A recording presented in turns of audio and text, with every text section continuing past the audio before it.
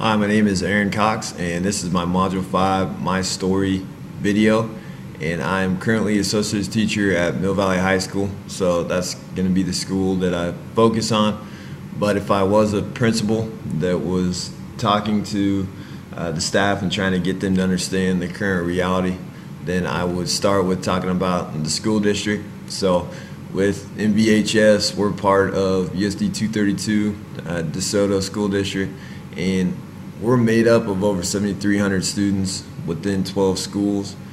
And what I think is different than maybe some school districts is that physically it's a large district, covers almost 100 miles in Johnson County. So because of that, it covers some different communities. The town of DeSoto, the western part of Shawnee, and then also parts of Lenexa and Olathe, and then all the surrounding rural areas in between. So I think that creates some unique things about the school district, because we have students that come from totally different communities, and we also have school board and people that are working together that are from different communities. But so far I've been here for a year, and I think that the school district does a good job of making sure that all communities are included and have a say in what goes on in the school district. Now, looking at who are we and our students demographically, when we look at our race demographics, really it's not very diverse. Obviously, we're about 83% white, so that's what makes up most of our student population. Also, when we look at economically disadvantaged, most of our students are not economically disadvantaged. Only 13% are, and when you look at the Kansas average, as you can see there on the chart, obviously quite different. So a lot of our students come from newer communities that are growing pretty rapidly, and come from economically stable families and homes. So where are we now? One of the statistics that is talked about quite a bit and really promoted around my school is the graduation rates. So if you look at the bar graph there, it shows Mill Valley's graduation rate over the last 2 years. Our building has been right around 98%, which is a little bit higher than the district average. And we have one other high school in our district, DeSoto High School.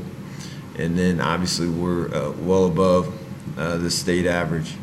So obviously we feel like that shows a high level of achievement for our students and success as far as in high school, and obviously also in their preparation in elementary and middle school. Now, one question that I've had is, does that translate to success outside of high school, in the workforce and in college?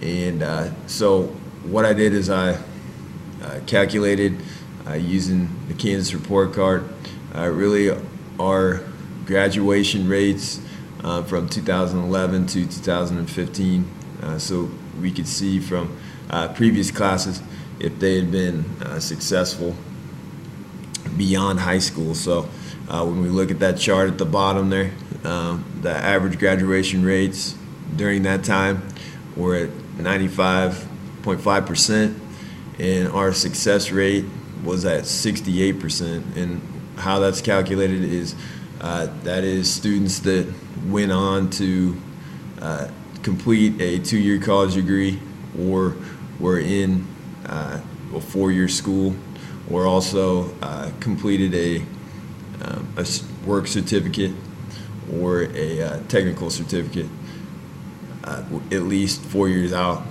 from high school. Now, the effective rate would be the average graduation rate multiplied by the success rate. And the state of Kansas says that you're effective if you rank between 70 to 75%. So you can see that Mill Valley's effective rate is at 65%, which that would be what I would call as an area of improvement, because obviously one of our big focuses at our school is college and career readiness, but it shows that our high graduation rate doesn't necessarily translate to students going on to college and being successful, or going on to a career and being successful. Now, going on to where do we want to be with our mission statement. We are Mill Valley. Obviously, that shows we're really proud of our school and our achievement. And with the rest of our mission statement, achievement, responsibility, empowerment. So obviously, one of our focuses is college and career readiness. And like I just talked about with the last slide, some of the data shows that maybe we're not preparing as many students for college and a career as we want to be. So that's one of our areas for improvement. And one way that I think could help improve that would be more career-centered classes.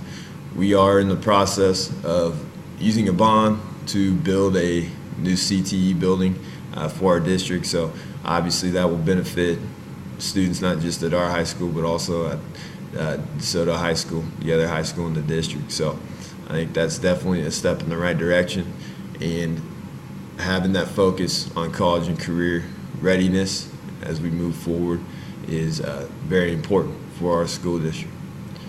Thank you.